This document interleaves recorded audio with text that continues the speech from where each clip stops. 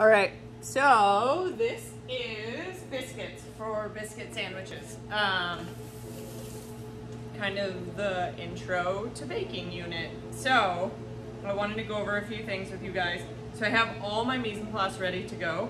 Here I've sifted my flour. So grab a bowl that's large enough to fit everything. That's the most important, or one of the most important things I would say. I'm doing a double batch because I'm feeding a lot of people. You guys can definitely do a double batch, especially if you have a larger family or if you like biscuits more than the average bear. But the normal recipe makes 5-6 biscuits, so I'm going to make a few more than that. So I've sifted my flour. I'm sifting my dry ingredients so that there's no lumps. Remember that. So I have flour sifted. I'm going to do the sugar. I'm going to do the salt. And the last thing I'm going to do is the baking powder. So salt and sugar for flavor and for color and for texture. And then baking powder is going to be the leavener. It's what's going to help it rise. The butter is also what's going to give it layers and help it rise. And we'll talk about that in class a little bit more. So baking powder in and sifted. Like a ding dong, I put it in a wet container. So learn from me. Don't do that. So I'm going to sift it. And remember, I use kosher salt, so there might be some kosher salt at the end. So my sifter's really fine. As long as I don't see any big lumps of like baking powder or anything like that, I'm just gonna pour it in. I have my milk ready to go. I have a cheese grater ready to go. So you want, for biscuits, you wanna work with everything, all your ingredients cold. So my milk comes straight from the fridge. If it's taking you a while to get things together, maybe just pop it in the fridge to make sure it's cold. And then your butter cold. Your butter you're gonna grate on the cheese grater. I know that sounds Looney Tunes, but that's what we're gonna do. It gets it into those, if you've ever seen in a recipe pea-sized pieces, it gets it into that a lot easier, and then it's a lot less mess and a lot less work, frankly. So you're gonna use the large holes of the cheese grater. You're gonna roll your butter, your cold butter, around in the flour, and you're gonna grate it on those large holes. So we're doing, in this recipe, we're doing what's called laminating. So laminating the dough, we wanna see big chunks of butter in there, and that's what's gonna give us those big layers. And also with this, just like pancake batter and crepe batter, you don't wanna over-mix your biscuits. If you over-mix your biscuits, they're gonna be less like biscuits and more like hockey pucks. Remember, you guys are doing 3 ounces of butter, so your butter will have the lines on it, so just cut on the lines where it says it's 3 ounces. So if it starts to get melty in your hands, just roll it around in a little bit more flour, and that'll help so it doesn't melt on you. And if you get down to the end and it's feeling kind of dangerous and it's just a piece like this, just toss it in, that's totally fine. So I'm gonna tap my cheese grater on the side. I'm gonna make sure, take a little bit of flour and make sure I got all that butter out of there, because the butter is delicious. Okay, so now what I'm going to do, remember, clean as you go, I'm gonna fluff it up. So I'm gonna fluff it up and make sure all those little pieces of butter are coated in the flour, and there's no like big clumps of butter. So that's another important reason to use cold butter, because if you use warm butter, it's just gonna clump together and it's gonna be pointless to even grate it. But if you use cold butter, it's gonna stay in these nice little pieces and make things a lot easier. So I'm gonna make mine cheese biscuits, since they are for the biscuit sandwich. I'm also going to put cheese on my biscuit sandwich, but I'm going to put a ½ cup of cheese in there. You can do shredded cheese, you can shred your own cheese, whatever works for you. And then I'm just going to fluff it up. You can also put spices in here. If you want to add like a little bit of garlic powder, you do like a ½ teaspoon of garlic powder. You could add some black pepper to this. You could add some chili powder. I would start out with like a half teaspoon and then up it from there, just so you don't do too much, but kind of make it your own. Biscuit sandwiches, think about it's gonna have egg and maybe cheese and maybe some sort of meat on there if you want it. So try to find complementary flavors. Okay, so I have my milk here. So I have 1.5 cups. Sometimes, depending on how you measure it, and remember when you're measuring it, measure it into a liquid measuring container and look at it from the side.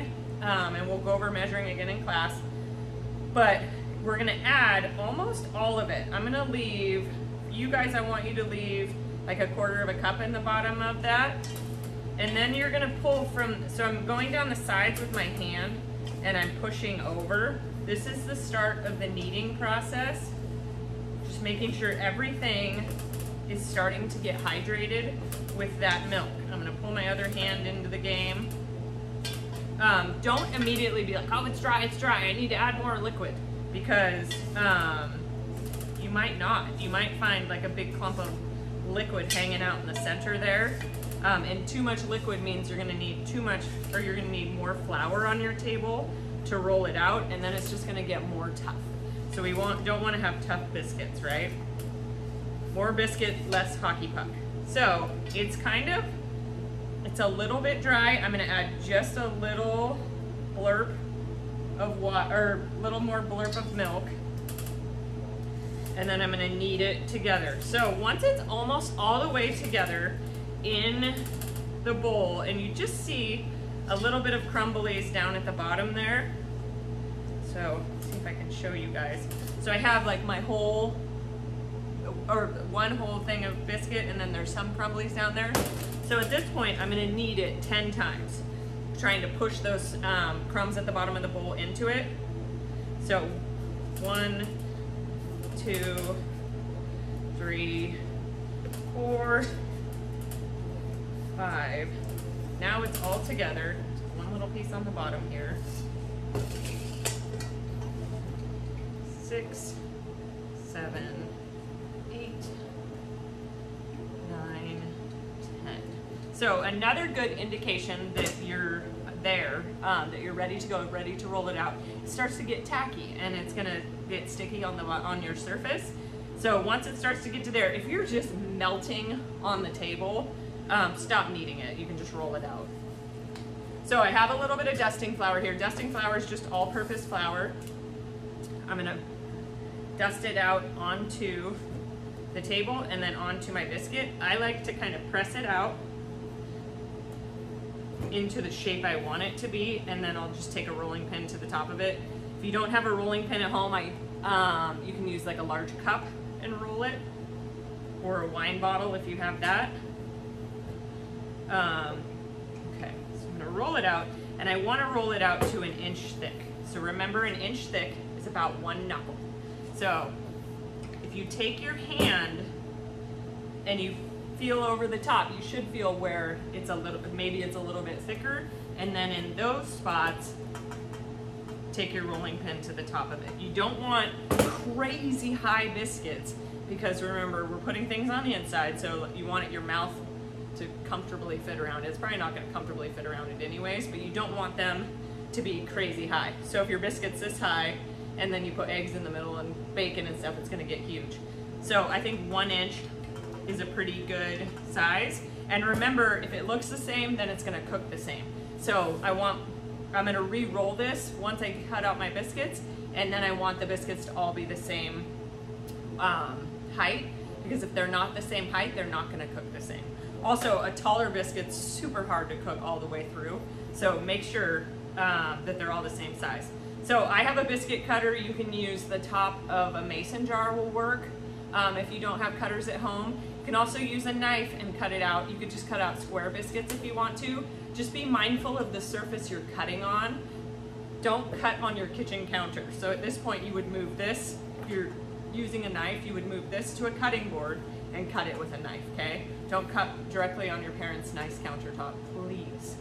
Okay, so we're gonna go to the edge of the dough. If you don't wanna cut right from the middle. So if you cut right from the middle, you're gonna, it's gonna be hard to make exact shapes around the outside. You're gonna utilize the most of your dough by cutting on the outside. So I'm gonna set my biscuit cutter there, and I'm gonna try to cut straight down.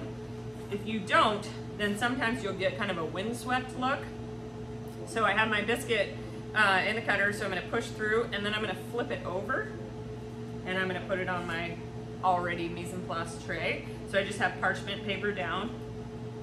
So cut down, flip over.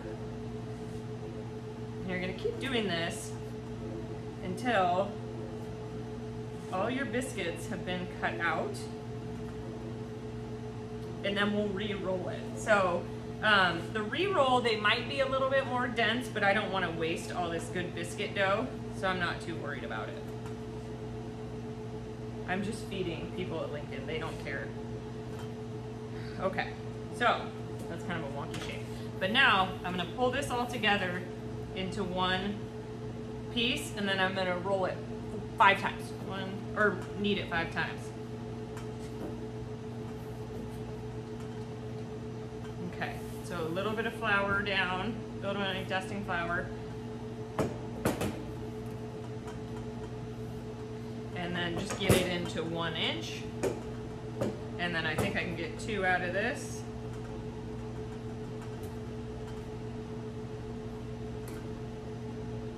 Okay, so then flip them over. And then if you have some at the end that's not gonna quite make a biscuit, you can just kind of roll it together and make a funky looking biscuit for yourself. So now I am going to brush the tops with my leftover milk. So I'm just gonna take a pastry brush, which I didn't grab like a ding dong. Pretend this is a pastry brush. So I'm gonna take a brush. If you don't have a pastry brush at home, you can just take your finger and just brush the tops with the milk. But that's what you're gonna do with the pastry brush. Try your hardest just to get it on the top and not going down the sides. What happens if it goes down the sides is it seals those seams, so you won't get the nice flaky layers. So you're just doing the very top. And that's just for color. So it just provides color caramelization to the top of your biscuit, makes them look shiny, makes them look pretty. I say just, it's not just. And then, if you want to, you definitely don't have to. So I have my oven set at 375. It's ready to go. You want to set your oven, preheat your oven before you start this. So then I'm going to sprinkle a little bit of cheese on top, because why not? And then I'm going to bake them at 375 for 15 to 20 minutes. So when you're looking at them for baking, you want to see caramelization on the top and around the outer layer. And you don't want to see super white seams. So you want to see that the color has changed. So 15 to 20 minutes on these guys. And you can even, you know, the first few times you make these, it's not the worst idea to kind of break one open and make sure it's not raw in the center. Okay, so I'm going to put these in the oven, and then we'll come back and we'll talk about frying eggs and putting together your biscuit sandwich. All right, you guys, biscuit egg sandwiches.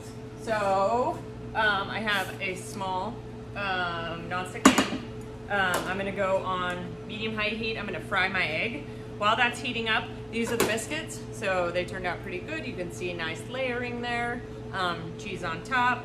I'm going to split them in half. I would use, if you have it at home, I would use a serrated knife, the knife with all the teeth in it, remember? And cut them in half. I'm going to toast my biscuits. That will give them a little bit more structure for your sandwiches. Be careful with this knife. They like to bite. Okay, so split them in half. It's super nicely done on the inside. Like I was saying, like good caramelization on the outside. That's how you're going to tell they're done. And then let them sit for like at least 10 minutes before you break into them. I'm going to put a little cheese down, because why not? And then I'm going to toast them. So my pan is probably good and hot now. I'm going to add just a little dab of butter. And you want that to sizzle. I have some tapatio here too, just, you know, just for funsies. I have 2 eggs cracked into a container, and that's my container that I'm going to lightly, gently put them down into the pan. I guess it doesn't really matter if you're gentle with it, because you're going to break the yolk anyways. So once the butter is spread out into the pan, and it's sizzling a bit, I put my eggs down in, and then I immediately stab the yolk, and then a little bit of salt. So a couple pinches of salt, or a good pinch on top of your eggs, and then you're gonna let it cook. So you're gonna let the white completely coagulate before you turn it. So this one's an easier one. I guess without the biscuit, we probably should have started with this one because it's probably the easiest, but you'll be really good at this, I promise you.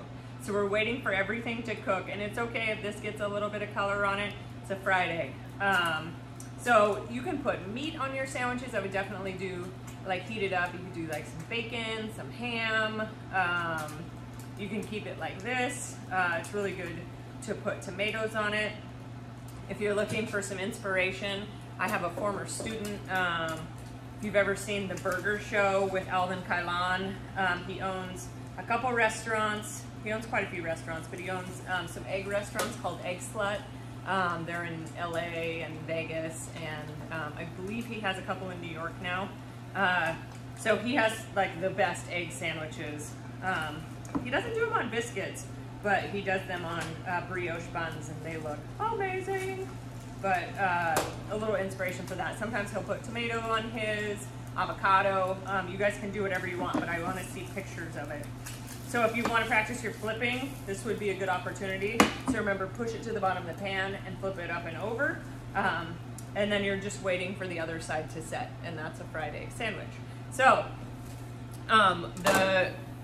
the biscuit should be pretty well toasted right now because my oven's really hot. It's just gonna need a few minutes in there, and you can tell, even if you have a little toaster oven, like one of the like oven ones, this will work in too.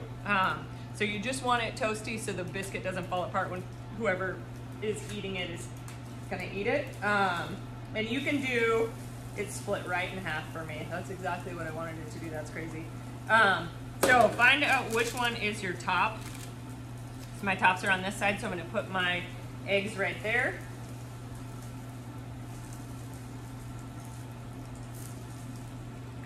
They're gonna be hot. So I kind of like to fold them so it's a nice little sandwich. Just like that, boom, boom, boom. Put a little more cheese on top because that's how I roll. And then that is the end of it. Biscuit, egg, sando. So you can put your bacon and stuff on top of that. You're gonna have to cook it first though, okay? So doesn't that look so good? Oh, and then if you wanted, you could do a little hot sauce in there too, which is always good. I mean, you can do mayo or make like your own sauce for it. Chef Braden does like an aioli on his biscuit sandwiches. Have fun with it. But there you go. You can also cook your egg a little bit less so it breaks in the center. This was just a fried egg one. Okay, boom. Thank you very much for my demo on biscuit sandwiches.